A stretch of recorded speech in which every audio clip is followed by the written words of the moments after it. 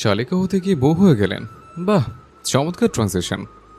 নববিবাহিত স্বামীর মুখে এমন কথা শুনে রাগে অপমানে অন্যদিকে মুখ ফিরিয়ে নিল অনু। অনুকে চুপ থাকতে দেখে রিজবি তার দিকে ঝুঁকে বলল, আমার সাথে গেম খেলার পরিণতি কি হতে পারে ধারণা আছে? না থাকলে সমস্যা নেই। You don't know I am the best game maker.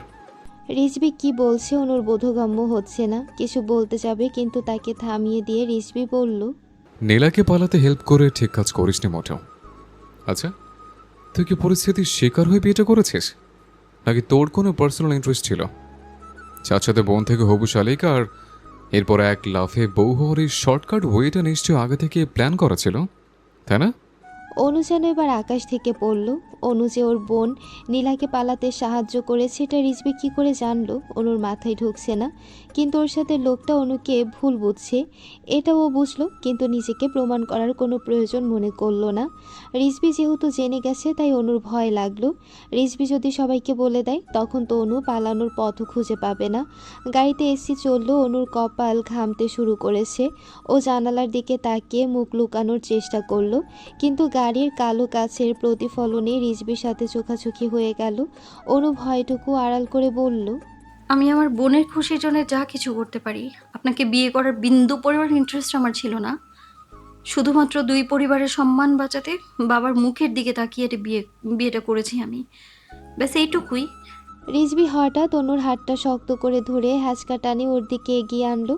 অনুর খুব কাছাকাছি মুখ নিয়ে এলো। ওর তপ্ত নিঃশ্বাস অনুর গালে আছড়ে পড়ছে। রিজবিকে দেখে অনুর ভীষণ ভয় লাগছে কেন জানি। রিজবি বলল, আমি তোকে সিচুয়েশনে পরে বিয়ে করেছি এটা ভুলেও ভাবিস না। কি বোঝাতে চাচ্ছেন আপনি? রিজবি অনুর মুখের উপর ফু দিয়ে গম্ভীর কণ্ঠে বলল, খুব লোভ না আমার বউ হবার। এখন প্রতি সেকেন্ডে শখ পূরণ করার দায়িত্ব আমার। আমি যে কতটা ভয়ঙ্কর তা হারে হারে টের পাবি। জাস্ট ওয়েট অ্যান্ড সি আমি তো লাইফটা কতটা কমপ্লিকেটেড করে দিই। আমিও তালুকদার বাড়ির মেয়ে। আমার গায়ে ফুলের টোকা দিলে আমিও চুপ থাকবো না।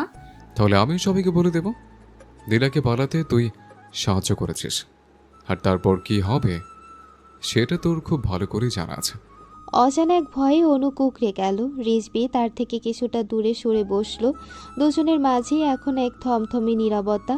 সম্পর্কের দিক থেকে রিজবি অনুর চাচাতো ভাই, তবে তাদের পারিবারিক সমীকরণ কিছুটা ভিন্ন।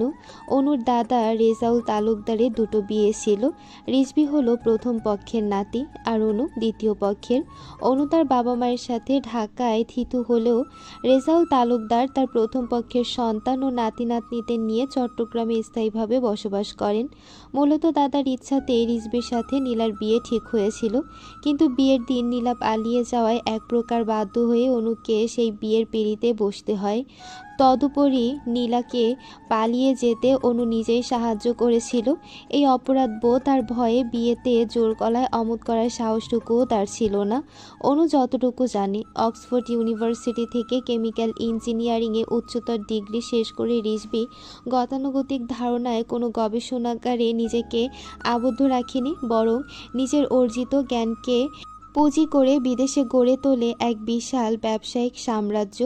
কয়েক বছর পর দেশে ফিরে সে প্রতিষ্ঠা করে তার স্বপ্নের প্রজেক্ট আর যে ফার্মাসিউটিক্যাল।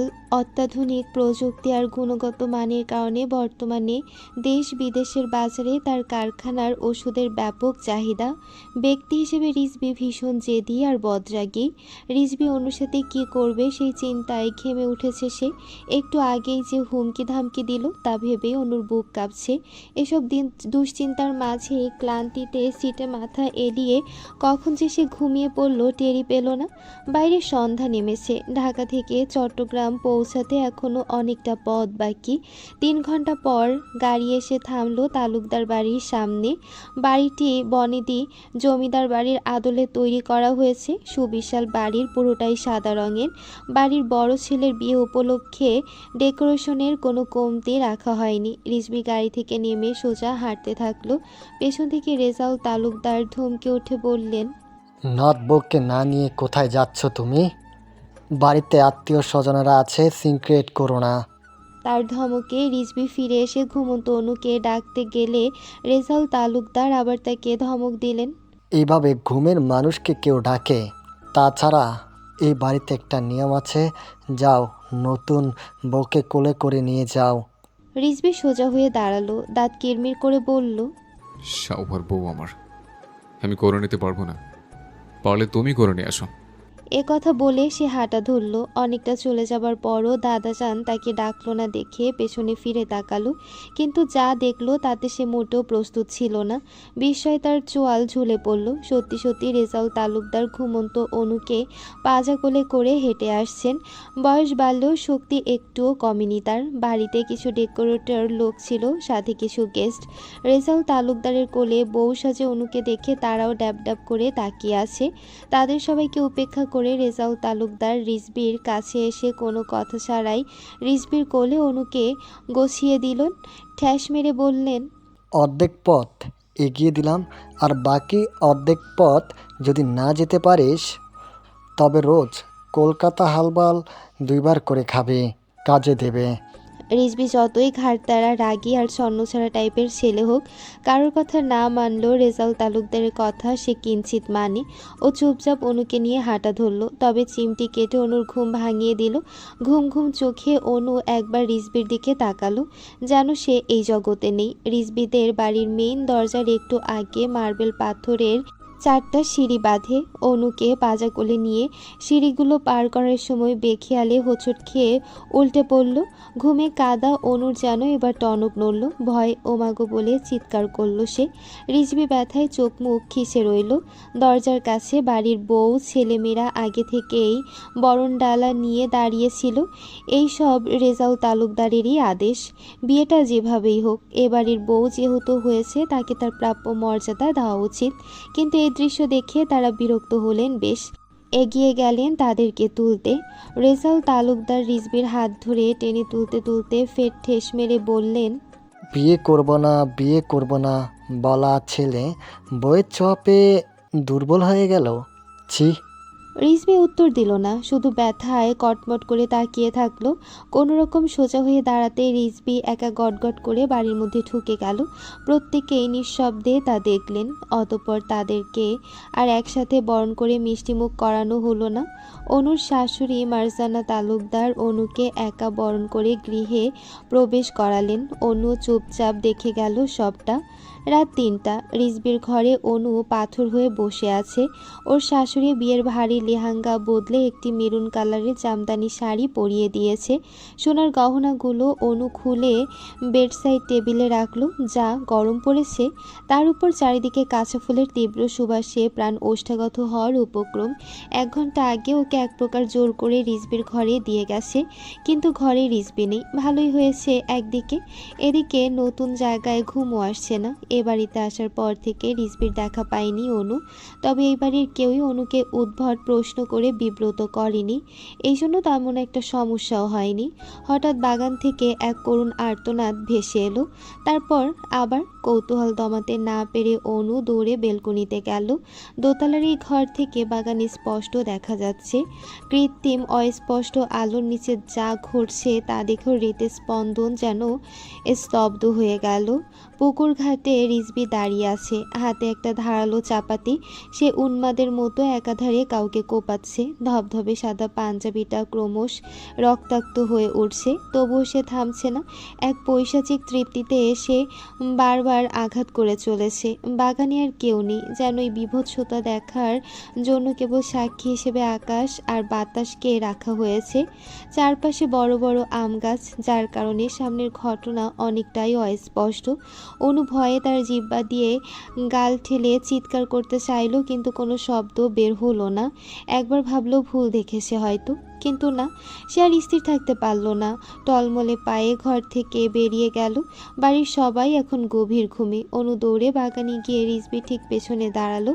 তার দু চোখে এখন ভয় আর ঘৃণার লাভা বইছে। নিচে তাকিয়ে দেখলো একটি ছিন্ন মস্তক কয়েক হাত দূরে ঘাসের উপর গড়িয়ে আছে। থেতলে যাওয়া সেই মুখটা চিনতে পারল না, কিন্তু অনেক পরিচিত একটা কানের দুল চিনতে অনুর একটু সময় লাগলো।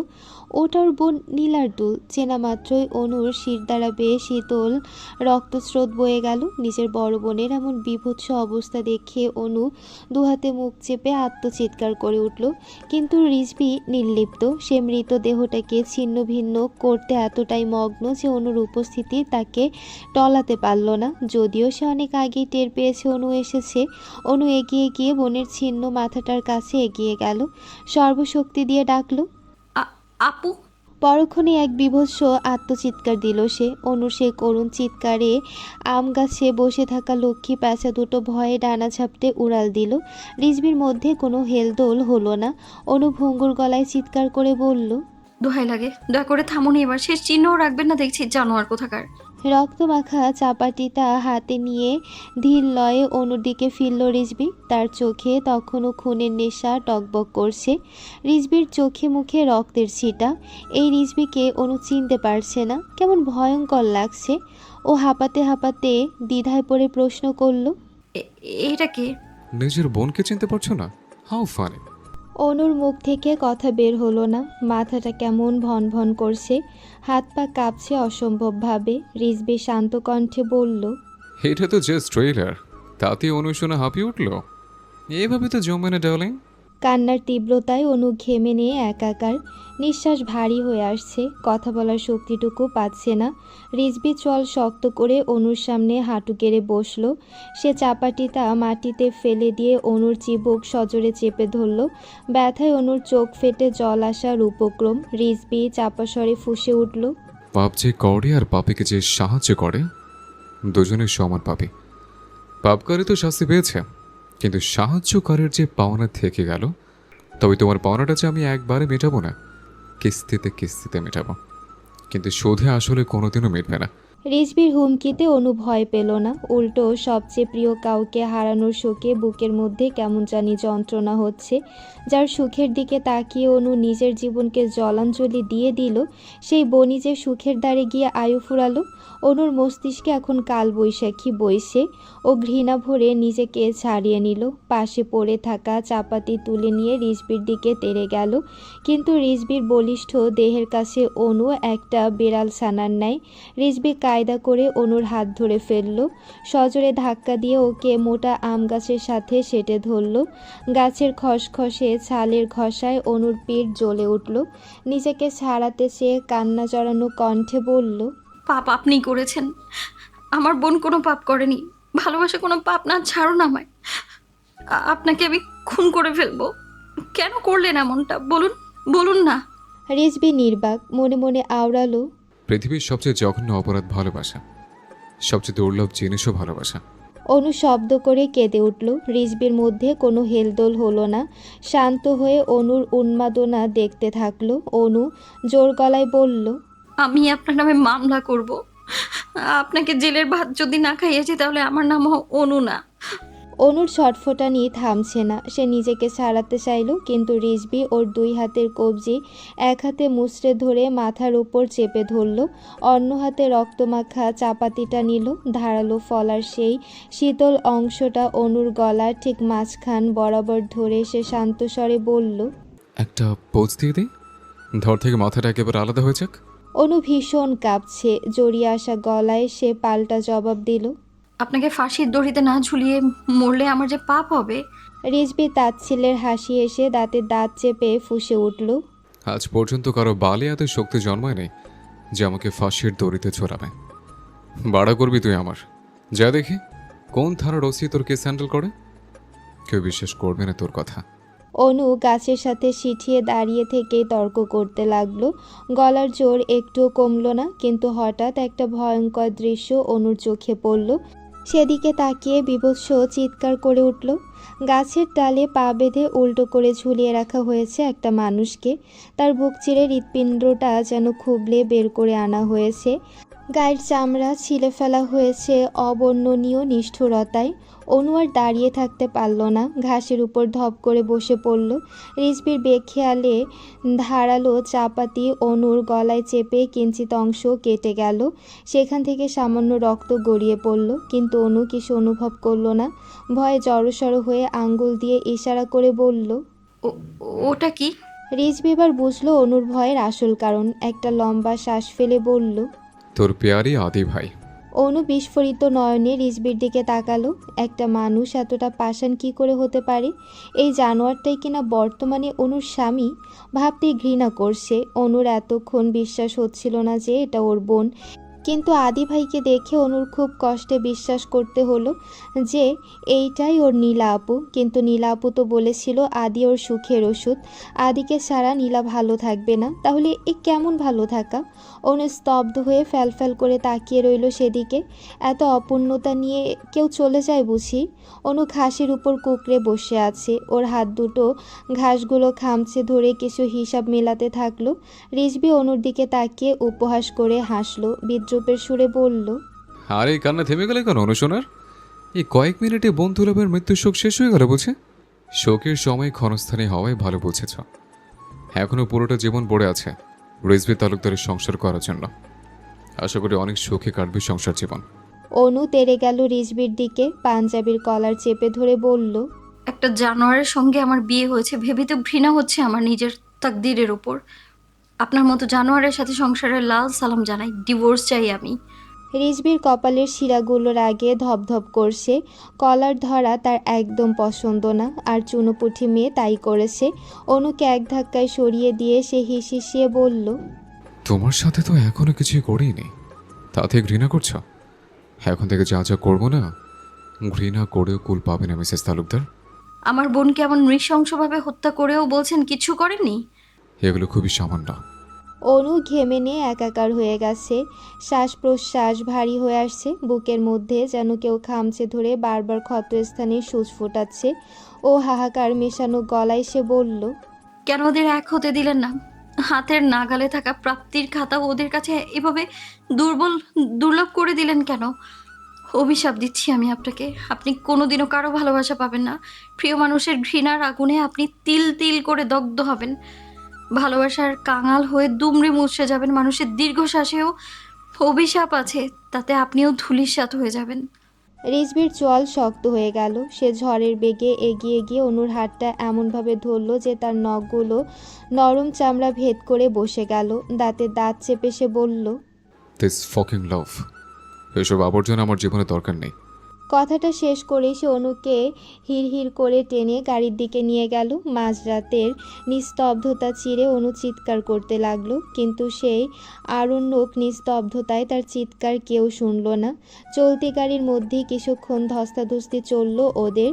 30 মিনিট পর গাড়ি লোকালয় ছাড়িয়ে নদীর ধারের এক জনমানবহীন জায়গায় এসে থামল। হেরে যাওয়া সৈনিকের মতো অনু এতক্ষণে শান্ত হয়ে গেছে। রিজবি দরজা খুলে ওকে হাঁচকা টানে নামিয়ে দিল। গাড়ির হেডলাইটের আলোয় চিহ্ন সাইনবোর্ড জায়গাটার নাম দেখতেই অনু আঁতকে উঠল। তরাক দৃষ্টি ঘোরালো রিজবির দিকে। অনুকে কিছু বলার সুযোগ দিল না রিজবি। হ্যাঁচকা টানে ধাক্কা দিয়ে ফেলে দিল অনুকে। শান্ত কণ্ঠে বলল, এনজয় ইউর সোহাগ রাত। রিজবি অনুর সামনে একটু ঝুঁকে বলল, আই উইশ কোনো বন্য প্রাণী এসে তোমাকে খুবলে খাক। অনুর বুকের ধুকপুকানি বাড়ল। ভিজে আসা কণ্ঠে বলল, কেন করছেন এসব?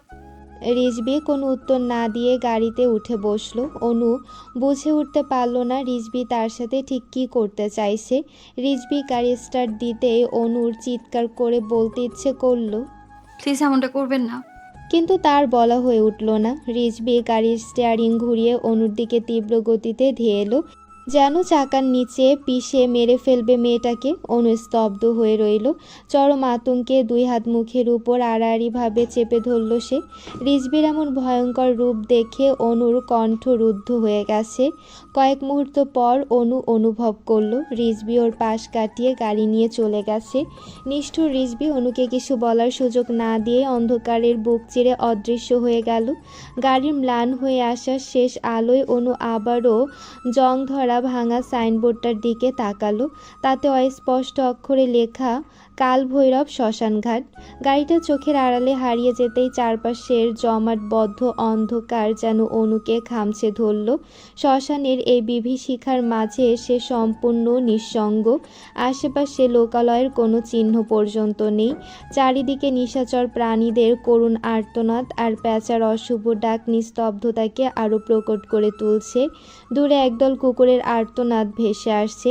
চিৎকার করে সাহায্য চাওয়ার সাহসটুকু অনুর হলো না। অনুর পাছে কোনো অশরীরী অস্তিত্ব তার অবস্থান টের পেয়ে যায়। অনু চিরকালই অন্ধকারকে জমের মতো ভয় পায়, তবে প্রিয় কিছু হারানোর শোকে ভয়ের পরিমাণটা আজকে কম। চৈত্রের শেষ পত্রহীন করই গাছগুলোকে বিশাল কোনো দৈত্যের মতো লাগছে। অনু বহু কষ্টে উঠে দাঁড়ালো, কিন্তু ব্যথায় কুকিয়ে উঠল। পা মুচকে গেছে তার। আশেপাশে যত দূর চোখ যায় কেবল শূন্যতা আর ধূসর অন্ধকার। অনুর গা ছমছম করে উঠল। মনে হচ্ছে অদৃশ্য কোনো প্রেতাত্মা তাকে ঘিরে নৃত্য করছে। এখানে কত শত মৃত মানুষকে দাহ করা হয়। এই চিন্তাটুকু মাথায় আসতেই তার শির দ্বারা বেশ শীতল এক স্রোত বয়ে গেল। ও মনে প্রাণে চাইছিল সে যেন এই মুহূর্তে জ্ঞান হারায়, অথবা কেউ একজন তাকে বাঁচাতে এগিয়ে আসুক। কিন্তু নিয়তি আজ বিমুখ। এই বিভীষিকা সহ্য করার ক্ষমতা অনুর আর নেই। শ্মশানের ভগ্ন প্রাচীরের সাথে সিঠিয়ে বসে রইল সে। কাঁপছে ঠোঁট দুটো, মুখ দিয়ে অবিরত বেরোচ্ছে দোয়া ইউনুস। এই নিকষ কালো অন্ধকার থেকে পালানোর কোনো পথ নেই। বারবার মনে হচ্ছে ছায়ার মতো কেউ তার পিছু ছুটে আসছে, আবার পরক্ষণেই মিলিয়ে যাচ্ছে। আজ সারাদিন অনুর উপর দিয়ে যা ধকল গিয়েছে তা বর্ণনাতীত। বারবার বনের নিথর রক্তাক্ত আর ছিন্ন ভিন্ন দেহটা চোখের সামনে ভেসে উঠছে। বুকের ভেতরটা হাহাকার করে উঠল। হাঁটুর ওপর মুখ লুকিয়ে সে ডুকরে কেঁদে উঠল। শ্মশানের বাতাসে ধাক্কা খেলো সেই করুণ সুর। অনুর লম্বা খোলা চুলগুলো যেন এলোমেলোভাবে তাকে আগলে রেখেছে। শ্মশানের সামনে এমন আলুথালু শাড়ি পরিহিত কান্নারত অনুকে দেখলে যে কেউ প্রেতাত্মা ভেবে ভ্রম করবে। কান্না করার মতো অবশিষ্ট শক্তিটুকু আর নেই ওর। ধীরে ধীরে শরীরটা নিস্তেজ হয়ে এলো, চোখের পাতা ভারী হয়ে এলো। অনু তলিয়ে যেতে লাগলো এক গভীর অতল অন্ধকারে। অনু নিস্তেজ হয়ে আসলেই কালো লম্বা একটি অবয়ব অন্ধকার ভেদ করে এসে যেন অনুর পাহারায় দাঁড়িয়ে থাকলো। বাড়িতে ফিরেই রিজভী সোজা নিজের ঘরে চলে গেল। ওয়াশরুমে ঢুকেই দুহাতে মুখের শুকিয়ে যাওয়া রক্ত ধুয়ে নিল। দুহাতে বেসিনে ভর দিয়ে আয়নায় নিজের প্রতিবিম্বের দিকে তাকালো। তার ঠোঁটের কোণে ফুটে উঠল এক তৃপ্তি ভরা বাঁকা হাসি। কিছুক্ষণ নিজের দিকে অপলক তাকিয়ে থেকে সে দীর্ঘ সময় নিয়ে শাওয়ার নিল। সারা শরীর শুকিয়ে যাওয়া রক্তে মাখামাখি হয়েছিল, তাই শাওয়ার নেওয়াটা জরুরি ছিল। শাওয়ার শেষে কোমরে সাদা তোয়ালে পেঁচিয়ে সে ঘর থেকে বের হলো। ওইভাবেই ঘরের মধ্যে কিছুক্ষণ পায়চারি করল সে। ফর্সা সুঠাম দেহের উপর পানির কণাগুলো মুক্তদানার মতো চিকচিক করছে।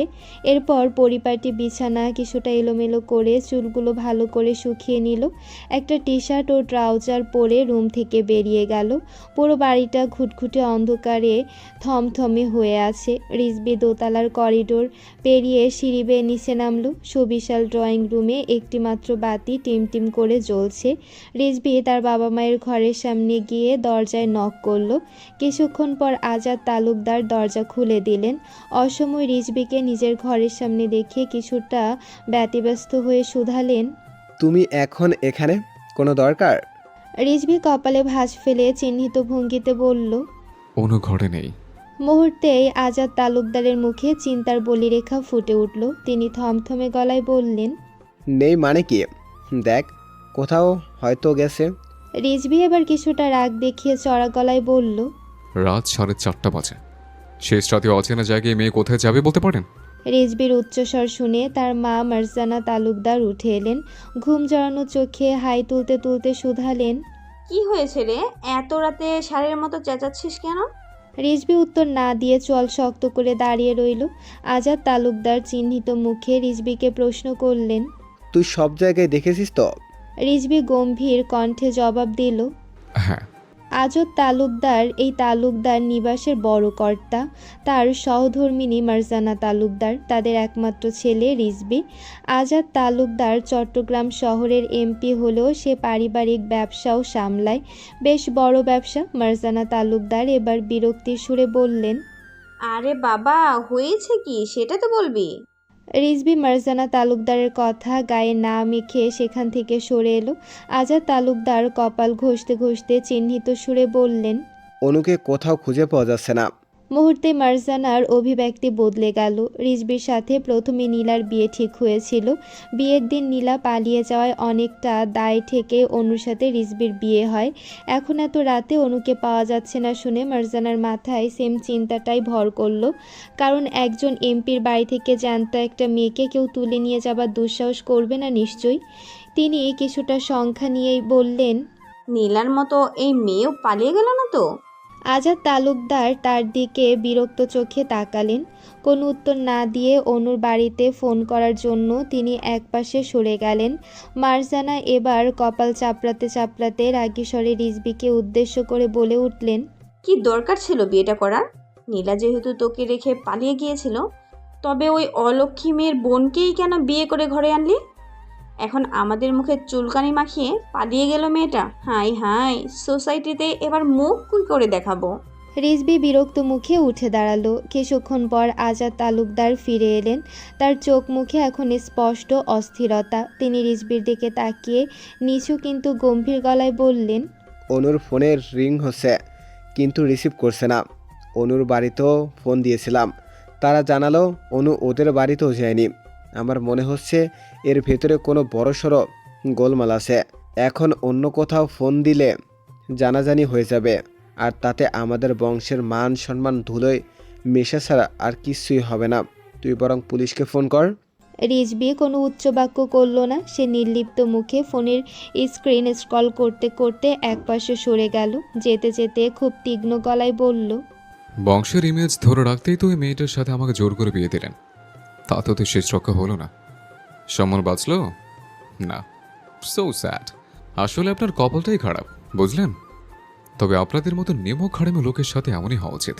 রিজবির গলায় এক অদ্ভুত বিদ্রুপ খেলে গেল। ছেলের এমন তীক্ষ্ণ কটাক্ষে আজাদ তালুকদারের মুখ মুহূর্তে অপমানে থমথম হয়ে গেল। অতীতের কিছু ভুলের কারণে এই ছেলে যখনই সুযোগ পায় কড়ায় গণ্ডায় তার হিসেব চুকায়। সুযোগ পেলে তাকে ঠান্ডা মাথায় কটাক্ষ করতে বিন্দু পরিমাণ পরোয়া করে না।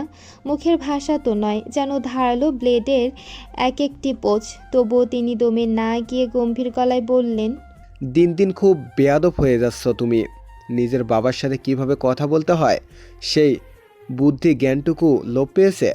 রিজবি ফোনের স্ক্রিন থেকে চোখ না সরিয়েই ঠোঁটের কোণে বাঁকা হাসি ফুটিয়ে শান্ত গম্ভীর কণ্ঠে জবাব দিল, সেটা তো ছোটবেলা থেকেই শুনে আসছে। তাই এত বছরে ঠিক কত কিলোমিটার বেয়াদব হলাম? সময় করে একবার মেপে জানাবেন। আমি গ্যারান্টি দিতে পারি আপনার কল্পনার চেয়েও বেয়াদব আমি। বেয়াদবি করতে পারলেও তো সীমা ধরতে পারবেন না। কথাটা শেষ করেই সে ফোনের ওপাশে থাকা কারোর সাথে কথা বলতে ব্যস্ত হয়ে পড়ল। দূর থেকে মারজানা তালুকদার নীরব হয়ে এই দৃশ্য দেখে গেলেন। ভেতরে ভেতরে ফুঁসল, ছেলের এমন আচরণে প্রতিবাদ করার সাহসটুকুও যেন তার বর্তমানে নেই। আজাদ তালুকদার আর কথা বাড়ালেন না। অপমানে চোয়াল শক্ত করে তিনি ওখান থেকে সরে গেলেন এবং নিজের ভাই তৌফিক তালুকদারকে ডাকতে ওনার ঘরের দিকে পা বাড়ালেন। অনুষ্ঠান বাড়িতে মেহমান থাকবে, এটাই স্বাভাবিক। তবে অধিকাংশ অতিথিরাই চলে গেছে। তারা বৌভাতের অনুষ্ঠানে আবার আসবে। গুটি কয়েক খুব কাছের মানুষগুলো শুধু থেকে গেছেন।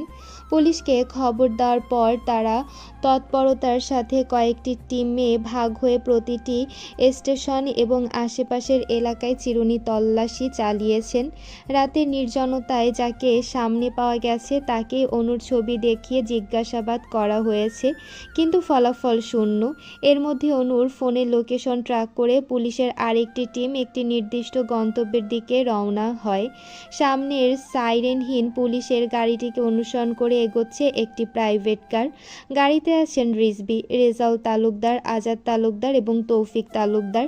তৌফিক তালুকদার বাড়ির মেজকর্তা, তার সহধর্মিণী রুবিলা তালুকদার।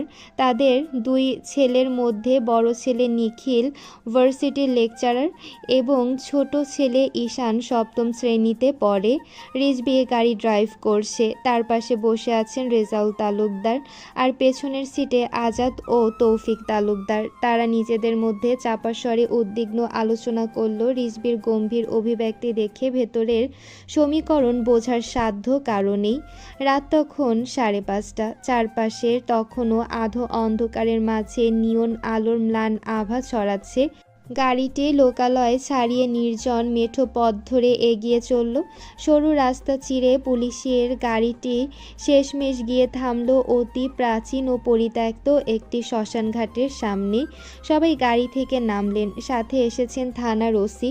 তিনি আজাদ তালুকদারের দিকে তাকিয়ে নিচু স্বরে বললেন, লোকেশন এখানেই দেখাচ্ছি, আমাদের খুব সতর্কভাবে জায়গাটা খুঁজে দেখতে হবে।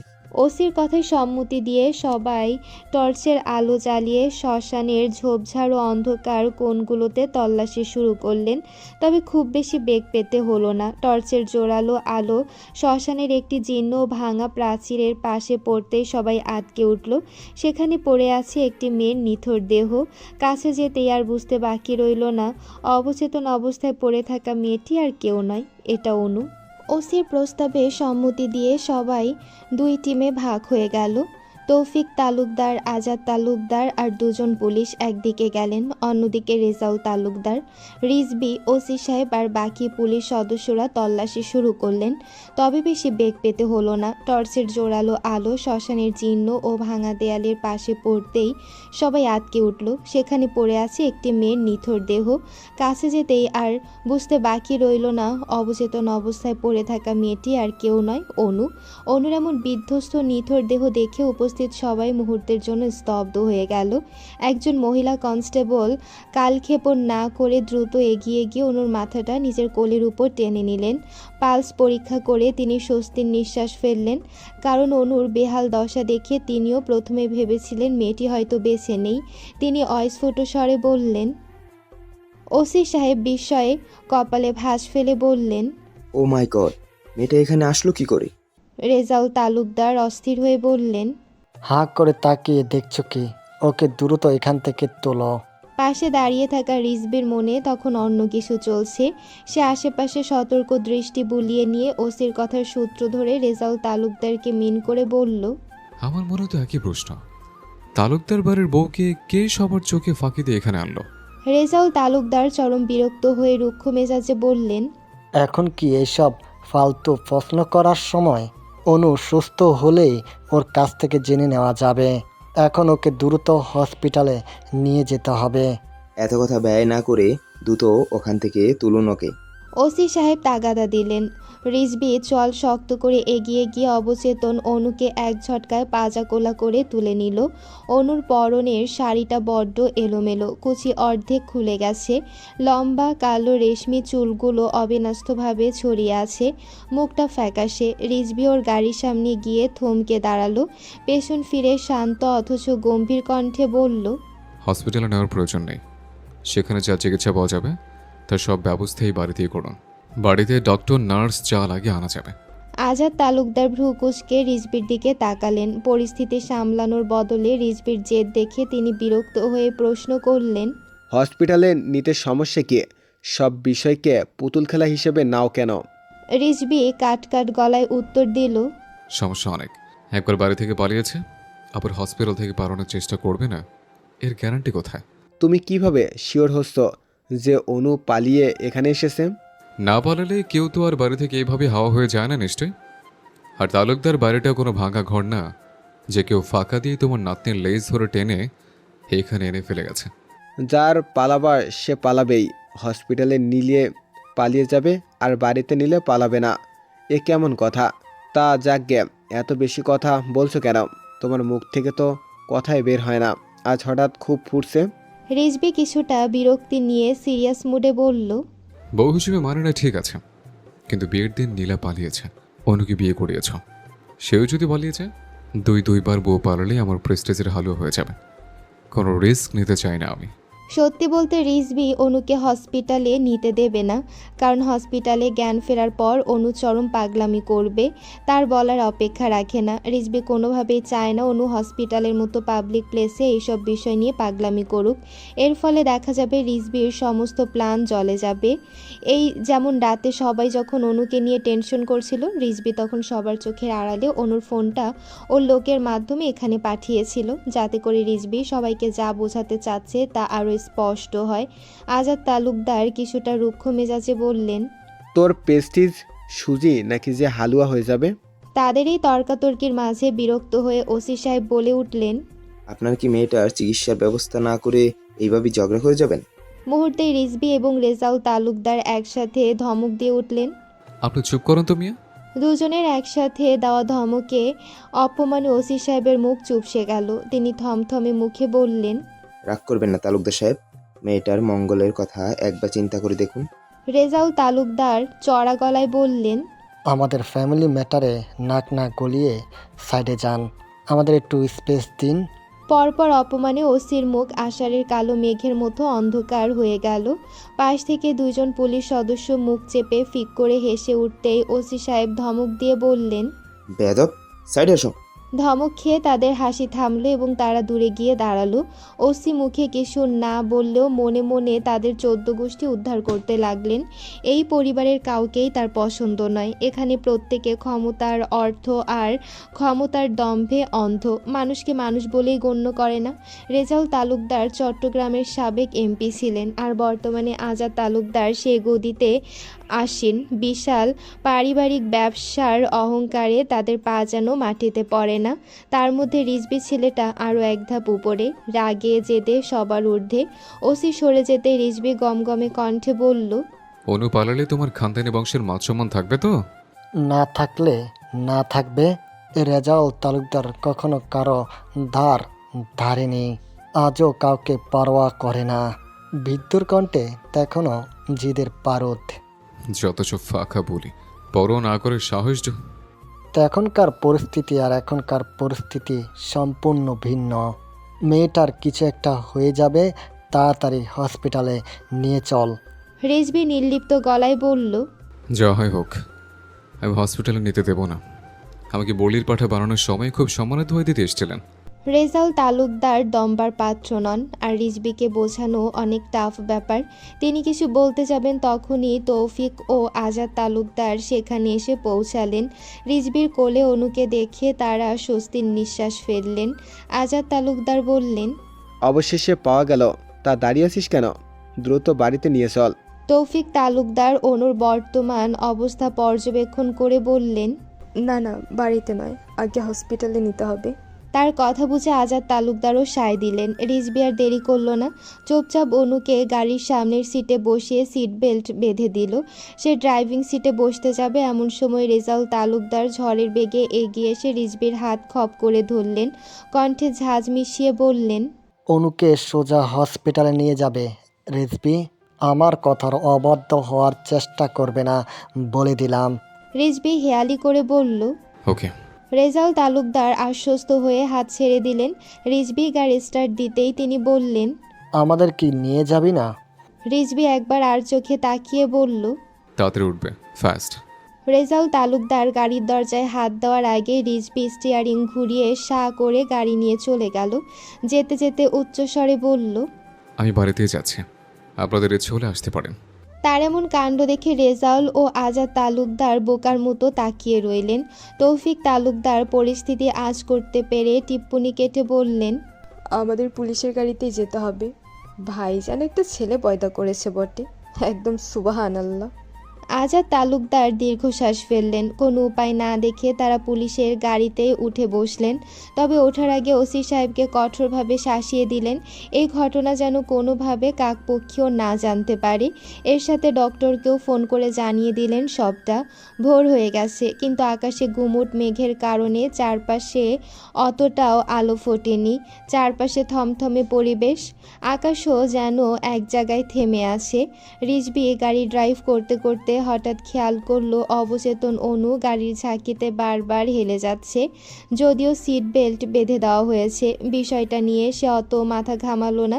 কিন্তু কিছুক্ষণ পর অনু সিট থেকে পড়েই যাচ্ছিল। উপায় না পেয়ে রিজবি এক হাতে অনুকে ধরে রাখলো, অন্য হাতে গাড়ি ড্রাইভ করলো। এই মেয়েকে কাড়াকাড়ি করে এনেও ফ্যাসাদে পড়েছে সে। বিরক্তিকর। তবে বাড়িতে গিয়ে ওর মা, চাচি, ফুপুরা অনুর কী অবস্থা করবে ভেবে রিজবির ভেতরটা এক পৈশাচিক আনন্দের নৃত্য করছে। সাথে রিজবি কিছু মশলা অ্যাড করলে জমি ক্ষীর হয়ে যাবে। কারণ বিয়ের দিনে নীলা পালিয়েছে আর বাসর রাতে অনু নিখোঁজ হলো। আর তাকে পাওয়া গেল কোথায়? দূরে শ্মশান ঘাটে। ক্যা মিল হে। তবে বলতেই হবে, দাবার গুটি নিখুঁতভাবে সাজানোর জন্য রিজবি তালুকদার সেরা। আজকের গুমোট আবহাওয়ার মতোই তালুকদার বাড়িটাও থমথমে হয়ে আছে। রিজবি যখন অনুকে পাজা কোলে করে বাড়িতে নিয়ে এলো, উপস্থিত সবার মুখে অজস্র প্রশ্ন, কিন্তু কারো কোনো উত্তর না দিয়ে সে সোজা নিজের ঘরে চলে গেল। ঘাট তারামিতে তার পিএইচডি করা কি না। রিজবি ফেরার কিছুক্ষণ পর বাকিরা ফিরলে বাড়ির সবাই তাদের কাছ থেকে পুরো ঘটনা জানতে পারল। মিনিট 10-এর মধ্যেই পারিবারিক চিকিৎসক মেহেরজান চৌধুরী এসে পৌঁছালেন। বয়স 50-এর কোঠায়। আজাদ তালুকদারের জরুরি ফোন পেয়ে তিনি বেশ তাড়াহুড়া করেই এসেছেন। ডাক্তার আসতেই অন্দরমহলের মহিলাদের গুঞ্জন থেমে গেল। তাকে সোজা নিয়ে যাওয়া হলো রিজবির ঘরে। ডাক্তার অনুর নাড়ি পরীক্ষা করতে গিয়ে কপালে চিন্তার ভাঁজ ফেললেন। গলার কাছে ধারালো কিছুর ক্ষত স্পষ্ট, এমনকি 2 হাতের কবজিতে অসংখ্য আঁচড়ের দাগ। অনুর গায়ের রং কিছুটা চাপা হওয়ায় রক্তাভ সেই কালচে আঁচড়গুলো কালশিটের মতো ফুটে আছে।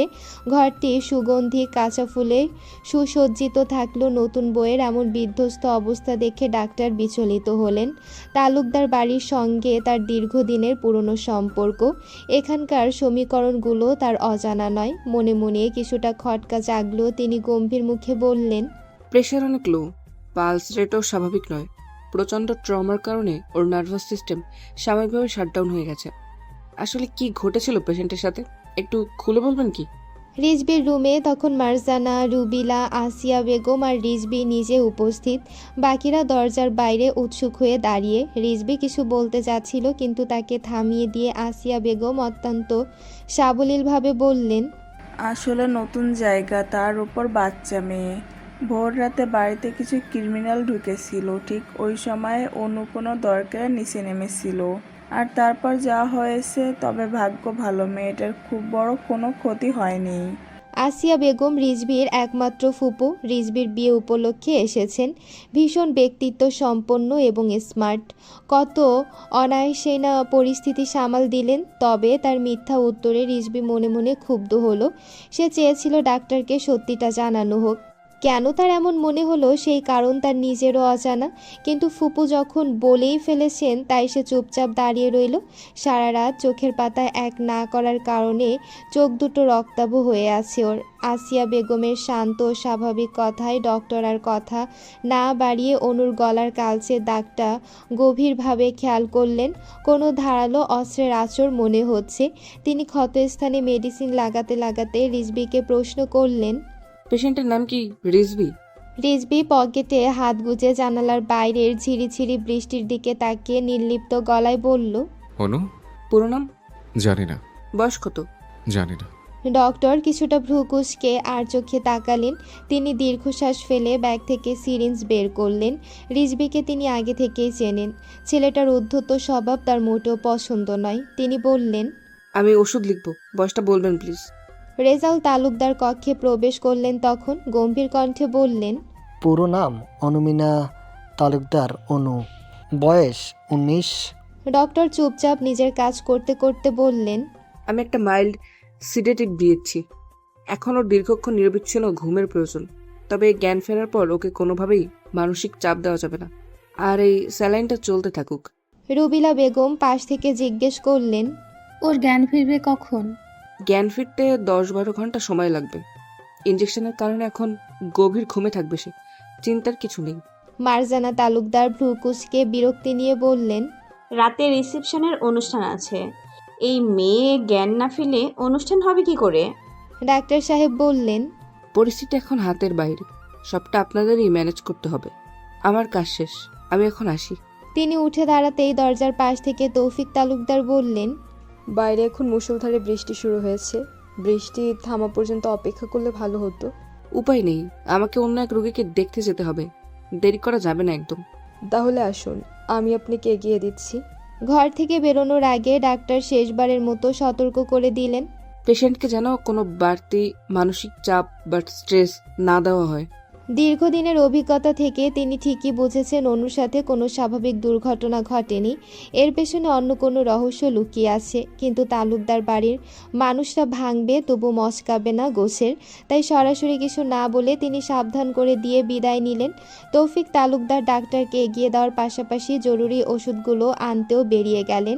ডাক্তার ঘর থেকে বেরোতেই মারজানা ধীর পায়ে বিছানার পাশে এসে দাঁড়ালো।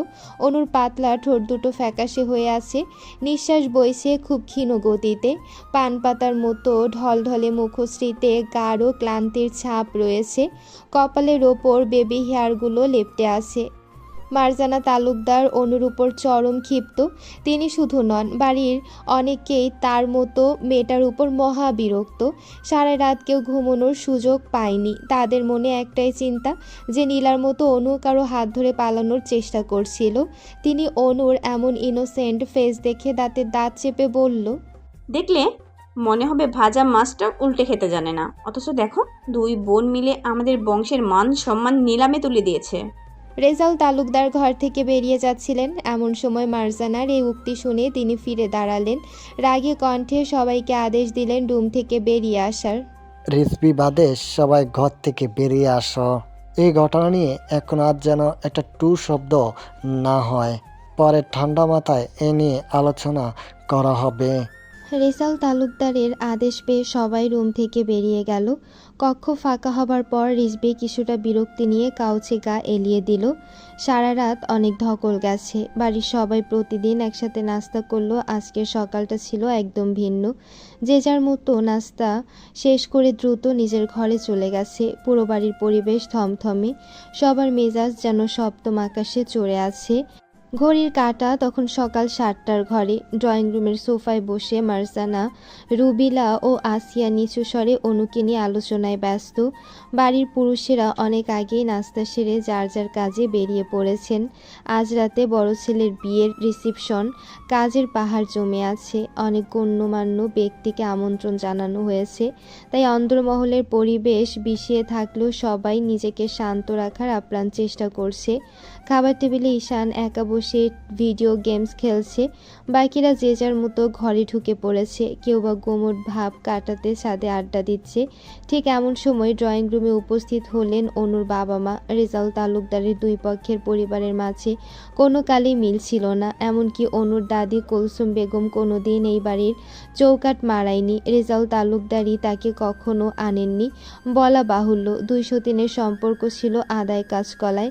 রেজাউল তালুকদারের দুই স্ত্রী গত হয়েছেন, কিন্তু দুই পক্ষের সন্তানদের মধ্যে যাতায়াত বা হৃদ্যতা গড়ে ওঠেনি। নীলা আর রিজবির বিয়ে উপলক্ষে দীর্ঘদিনের সেই বিচ্ছিন্ন সম্পর্ক জোড়া লাগার একটা সম্ভাবনা তৈরি হলেও কোনো এক অদৃশ্য বিষাক্ত কীটের দংশনে তা আবারও মিলিয়ে যাচ্ছে। রেজাউল তালুকদারের প্রথম স্ত্রী আখির 3 ছেলে ও 1 মেয়ে, অন্যদিকে দ্বিতীয় স্ত্রী কুলসুমের একমাত্র ছেলে নাহিদ তালুকদার। নাহিদ ও ঈশিতা দম্পতির 2 মেয়ে, অনু এবং নীলা। অনুর বাবা মাকে দেখা মাত্রই ড্রয়িং রুমের সবাই সেদিকে এগিয়ে গেল। নাহিদ তালুকদার এবং তার স্ত্রী ঈশিতা তালুকদার চুপচাপ দাঁড়িয়ে থাকলেন। তাদের চোখে মুখে একরাশ অস্বস্তি। আসিয়া বেগম সুযোগ বুঝে তীক্ষ্ণ কণ্ঠে কটাক্ষ করে বললেন, কেমন কুলাঙ্গার মেয়ে জন্ম দিয়েছেন আপনারা। মানুষের দুটো সন্তানের মধ্যে অন্তত একটা খারাপ হলে অন্যটা ভালো হয়, কিন্তু আপনাদের মেয়ে দুটো দেখছি একই ধাতুতে গড়া। আসিয়া বেগমের বিষোদ্গারে ঈশিতা তালুকদার দমে গেলেন না। তিনি বেশ গমগমে গলায় প্রতি উত্তর দিলেন, আপনারা এখানে সমস্যার সমাধান করার জন্য আমাদের ডেকে পাঠিয়েছিলেন, তাই আমরা এসেছি। এভাবে বাড়িতে ডেকে এনে অপমান করার কোনো মানে হয় না। এমন সময় সিঁড়ি বেয়ে নিচে নামতে নামতে রেজাউল তালুকদার অসহায় দৃষ্টিতে সবার দিকে তাকিয়ে রইলেন। জীবনের শেষ প্রান্তে সে বড় শখ হয়েছিল দুই পক্ষের সন্তানদের মধ্যে একটা সুন্দর সম্পর্ক তৈরি করে দেওয়ার। সেই উদ্দেশ্যেই তিনি নীলার সাথে রিজভির বিয়ের সিদ্ধান্ত নিয়েছিলেন। কিন্তু নিয়তি কেন বারবার তার হাত ফসকে বেরিয়ে যায়? ভাগ্য কেন তার বেলায় বারবার এত নিষ্ঠুর হয়ে ধরা দেয়? তিনি নিজের মনে লুকায়িত অনুভূতি আড়াল করে ধীর পায়ে এগিয়ে গেলেন। কিছুটা শান্ত কণ্ঠে সবাইকে বললেন, রাতে রিসেপশনের অনুষ্ঠানটা হতে দাও। তারপর প্রত্যেকে মনের মধ্যে যে ক্ষোভ আটকে রেখেছ তা উগলে দিও। তবে অনু যদি নিজেকে নির্দোষ প্রমাণ করতে পারে তোমাদের কপালে শনি আছে বলে রাখলাম। আর অনু যদি দোষ করে থাকে তোমরা যা করার করো। দুপুর ৩টা বাজে। ধরণী জুড়ে তখন অকাল বর্ষণ স্মিত হয়ে এসেছে। চৈত্রে শেষের ভ্যাপসা গরমের পর বৃষ্টির আর্দ্রতায় প্রকৃতি কেমন শান্ত হয়ে গেছে। পতেঙ্গার উত্তাল সমুদ্রের নোনা বাতাস আর বৃষ্টির ভেজা সোদা গন্ধ মিলেমিশে এক অদ্ভুত মাদকতা তৈরি করেছে পরিবেশে। দিগন্ত জোড়া জলরাশির গর্জন ডুপ্লেক্স বাড়িটির কাছের দেয়ালে এসে যেন বাড়ি খাচ্ছে। লোকালয় সারিয়ে পতেঙ্গার উত্তর দিকে সৈকতের একদম কাছে নিরিবিলি জায়গায় দাঁড়িয়ে আছে সেই বিশাল বিলাসবহুল প্রাসাদ সম ডুপ্লেক্স বাড়িটি। কালো মার্বেল আর ধূসর কাচের অবয়বে বৃষ্টির পানির ধারায় ভিজে বাড়িটির বহির্ভাগ এখন আরও মসৃণ আর রহস্যময় দেখাচ্ছে। মেনশনের ভেতরটা গাঢ় নিস্তব্ধতায় ঢাকা। শুধু সমুদ্রের একটানা গর্জন কানে ভেসে আসে। ওপরতলার বিশাল মাস্টার বেডরুমের দরজা আধখোলা। ঘরের ভেতরটা আধা অন্ধকারে ডুবে আছে। শুধু সমুদ্রের দিকটায় বিশাল বেলকনির স্লাইডিং ডোর দিয়ে আসা আবছা আলোয় চরাচর দৃশ্যমান। পতেঙ্গার সমুদ্র তখন আরও উত্তাল হয়ে উঠেছে। বাতাসের ঝাপটা জানালার পর্দাগুলোকে সমানতালে নাড়িয়ে দিচ্ছে। কক্ষের মাঝখানে ধূসর রাঙা একটি বিশাল বিছানায় উপর হয়ে শুয়ে আছে রিজভি। বিছানার একপাশে ঝুলন্ত একটি মিনিমালিস্ট পেন্ডেন্ট ল্যাম্প থেকে মৃদু হলুদ আলো ছড়াচ্ছে। আবছা আলোয় রিজভির বলিষ্ঠ ফর্সা উদাম পিঠের পেশিগুলো অতিরিক্ত আকর্ষণীয় দেখাচ্ছে। কোমরের নিচ থেকে পা পর্যন্ত একটি ধূসর ব্ল্যাঙ্কেট আলগোছে টানা। বেশ আরাম করে ঘুমোচ্ছে সে। ঠিক সেই মুহূর্তে বালিশের পাশে রাখা ফোনটি তীব্রভাবে ভাইব্রেট করতে শুরু করলো। সেই যান্ত্রিক আওয়াজে ঘরের শান্ত পরিবেশ কিছুটা বদলে দিল। রিজভির না তাকিয়ে পাশ থেকে হাতড়ে ফোনটা হাতে নিয়ে দক্ষ আঙ্গুলের ছোঁয়ায় কলটা কেটে দিল। ফোনটা আবার পাশে ছুঁড়ে ফেললো। সাথে সাথে আবার ফোনটা বিপ বিপ আওয়াজে ঝংকার তুলল। রিজভি এবার বিরক্ত হয়ে চোখ মেলে তাকালো। দাদাভাই নামে সেভ করা নাম্বারটা দেখে ফোনটা একেবারে বন্ধ করে রেখে দিয়ে ঘুমে মগ্ন হলো। রেজাউল তালুকদারের ফোন করার কারণ রিজভির অজানা নয়। আজ সকালে সে তালুকদার বাড়ি ছেড়ে পতেঙ্গার নিজস্ব মেনশনে এসে উঠেছে। তার বিশ্রামের বড্ড প্রয়োজন ছিল, কিন্তু অনুর সাথে এক ঘরে থাকা তার পক্ষে অসম্ভব। আজ রাতে রিসেপশনের অনুষ্ঠান। রিজভি না থাকলে সেই আয়োজনের কোনো অর্থ নেই। তার উপর অনু এখনও অবচেতন হয়ে পড়ে আছে। রিজভি ঠিক করেছে ওই বাড়িতে আজ ফিরবে না। ছোটবেলা থেকে যারা তাকে অবহেলার তীব্র দহনে পুড়িয়েছে তাদের সম্মান রক্ষার্থে বারবার কেন রিজভিকে বলির পাঠা হতে হবে? লোকে বলে মানুষ নাকি তার সন্তানকে প্রাণ দিয়ে ভালোবাসে। রিজভি তো তার বাবা মায়ের একমাত্র সন্তান। তবে তারা কেন তাকে এতটা অবহেলা আর একাকিত্বে দগ্ধ করলো? তারা রিজভিকে ভাতে মারেনি ঠিকই, কিন্তু মেরেছে অযত্নে আর একাকিত্বে। ছোটবেলায় রিজভি যখন বিড়াল ছানার মতো গা ঘেঁষে মায়ের কাছে একটু আদর চাইতো, তখন মারজানা তালুকদার তাকে কাছে টেনে নেওয়া তো দূর, উল্টো রিজভিকে সরিয়ে দিত আর বলতো, তুমি একটা ব্যাড বয়। আমি ব্যাড বয়দের পছন্দ করি না। তুমি আমার থেকে দূরে দূরে থাকবে। ছোট রিজভি মায়ের কথার মর্মার্থ না বুঝে ফ্যালফ্যাল করে চেয়ে অবশ শিশুদের মতো বলতো, বেবিরা ব্যাড বয় হয় না মাম্মা, বেবিরা নিষ্পাপ হয়। সে নিষ্পাপ রিজভি এখন তাদের কল্পনার চেয়েও খারাপ হয়ে গেছে।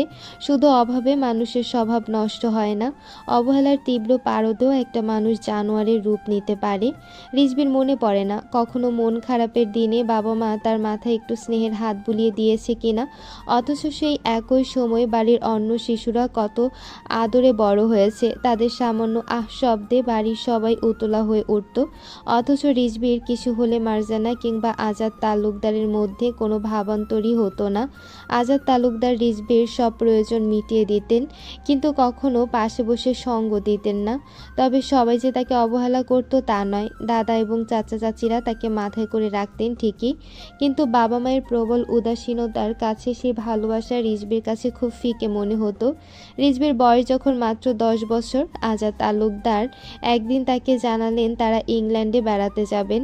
ছোট্ট রিজবির জীবনে সেই দিনটা ছিল সবচেয়ে আনন্দের আর স্বপ্নের, কিন্তু সেই আনন্দ বেশি স্থায়ী হলো না।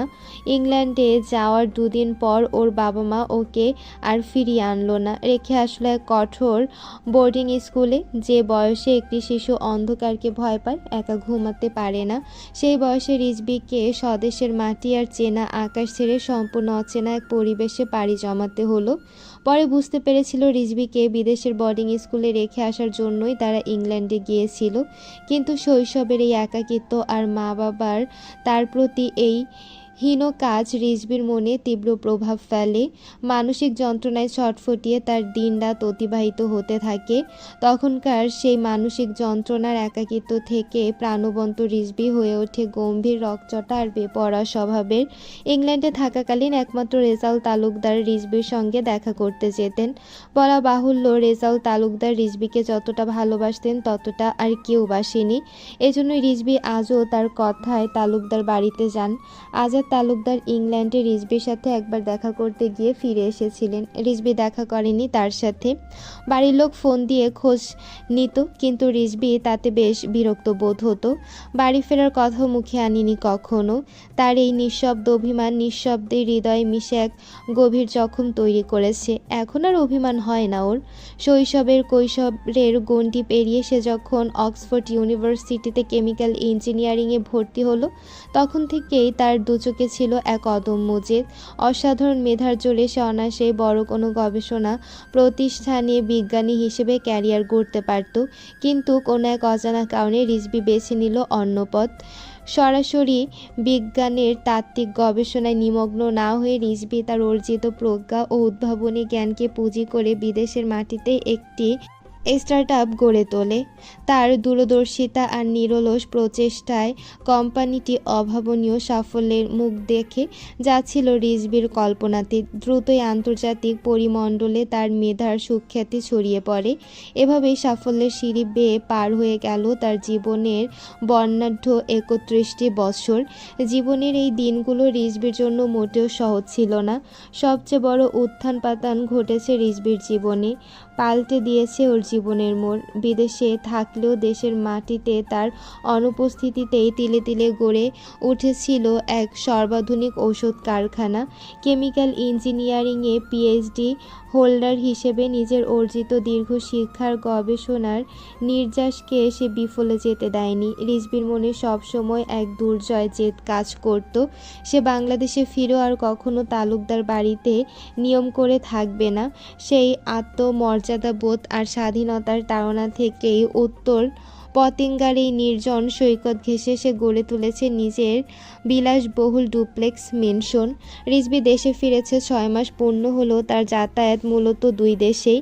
বিদেশের বিশাল বিজনেস সামলাতে তাকে মাঝে মধ্যে সেখানে ছুটতে হয়। প্রয়োজন সারা সে সচরাচর বাংলাদেশে আসে না। তবে এবার ফেরার প্রেক্ষাপট ভিন্ন। রেজাউল তালুকদারের প্রবল ইমোশনাল ব্ল্যাকমেলের চাপে পড়ে বিয়ের জন্য এসেছিল।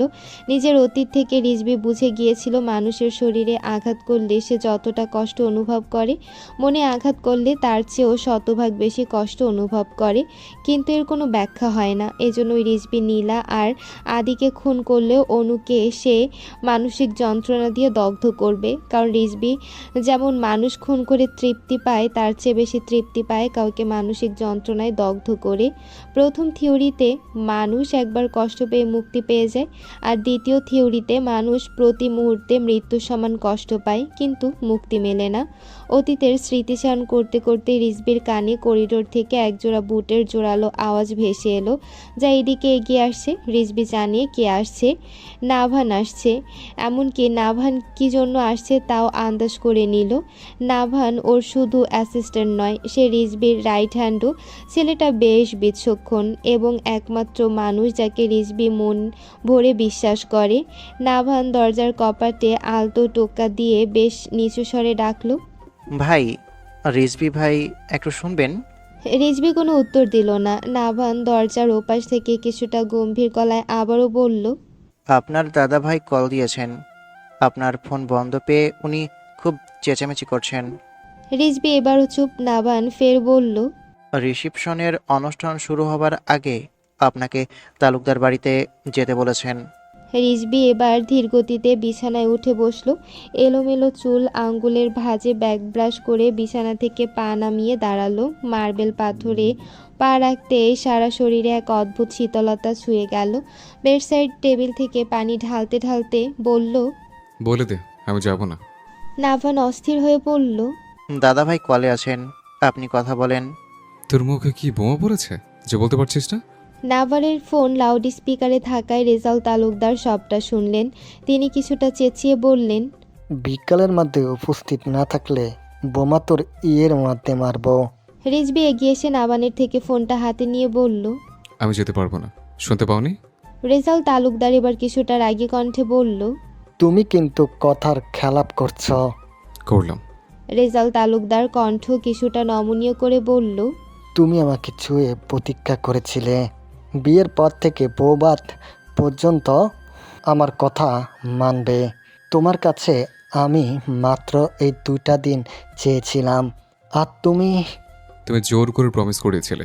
ওই প্রমিসের কোনো মূল্য নেই।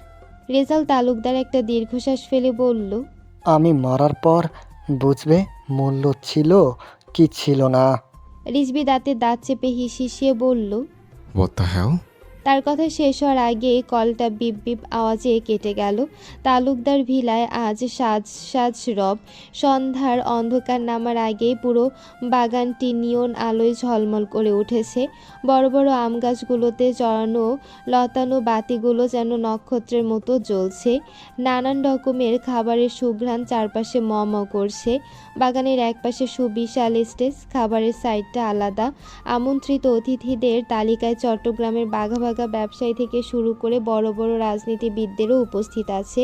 সবার মুখে একটাই প্রশ্ন, নতুন বরবউ কোথায়? কয়েকজন লোক রেজাউল তালুকদারকে ঘিরে ধরলেন। গল্পের তালে তালে একজন বললেন, কি তালুকদার সাহেব, নতুন বউকে তো দেখছি না, নাত বউয়ের মুখ দেখাবেন না নাকি? রেজাউল তালুকদারের মুখে এক কৃত্রিম হাসি রেখা ফুটে উঠল। মনের ভেতরে অস্থিরতা আড়াল করে তিনি শান্ত গলায় বললেন, আসলে নতুন বউয়ের শরীর খুব একটা ভালো নেই, একটু অসুস্থ বোধ করায় বিশ্রামে আছে। আজ যে তার সাথে দেখা করা হচ্ছে না। একজন রসিকতা করে বললেন, তাহলে নতুন বউয়ের মুখ দেখা উপলক্ষে আরেকটা দাওয়াত পাচ্ছি, তাই তো নাকি? তার কথা শুনে সবাই সশব্দে হেসে উঠল। এর মাঝে আরেকজন প্রশ্ন করলেন, আর আপনার নাতি রিজবিকে তো দেখছি না। প্রশ্নটা শুনে রেজাউল তালুকদার মুহূর্তের জন্য থতমত খেয়ে গেলেন। রিজবি যে পতেঙ্গার ডুপ্লেক্সে গিয়ে ফোন বন্ধ করে বসে আছে সেটা তো আর জনসম্মুখে বলা যায় না। তিনি উত্তর দেওয়ার জন্য মুখ খুলতে যাবেন, ঠিক তখনই তার নজর আটকালো রিজবির দিকে। পুরো কালো ফর্মাল গেট আপে রিজবিকে এই দিকে এগিয়ে আসতে দেখে তার কপালের ভাঁজ শিথিল হয়ে এলো। কালো শার্টের উপর কালো ব্লেজার, কবজিতে দামি ঘড়ি আর চোখে সেই চিরচেনা শীতল চাহনি। সিল্কি চুলগুলো কপালের উপর আলতো হেলে আছে। ফর্সা গালে খোঁচা খোঁচা চাপদাড়ি আরও আকর্ষণীয় লাগছে। রিজবিকে দেখে রেজাউল তালুকদারের বুক থেকে যেন এক বিশাল পাথর নেমে গেল। তিনি স্বস্তির নিঃশ্বাস ফেলে ভাবলেন, যাক, অন্তত পরিবারের সম্মানটাও রাখলো। রিজবি ধীর পায়ে হেঁটে এসে অতিথিদের মাঝখানে দাঁড়ালো। কোনো কৌশলাদি বিনিময় নয়, কেবল সৌজন্যের খাতিরে মাথা নেড়ে সে তার উপস্থিতি জানান দিল। রিসিপশনের অনুষ্ঠানে আগত অতিথিদের কারোরই নতুন বউয়ের দেখা পাওয়ার সৌভাগ্য হয়নি। সবাই শুধু এইটুকু জানে নতুন বউ অসুস্থ। তাই কৌতূহলী ও চিন্তিত হয়ে 3জন মহিলা এসে মারজানা এবং রুবিলার কাছে জেদ ধরলেন তারা নতুন বউকে এক নজর দেখবেন। অনু যতই অসুস্থ হোক, ঘরের বউকে না দেখে কি যাওয়া যায়? মারজানা তালুকদার আর রুবিলা বেগম বিপাকে পড়লেন। ঘনিষ্ঠ বান্ধবী হওয়ায় না করার কোনো পথও নেই। নানান খোশগল্প করতে করতে তারা অন্দরে গেল অনুকে দেখতে।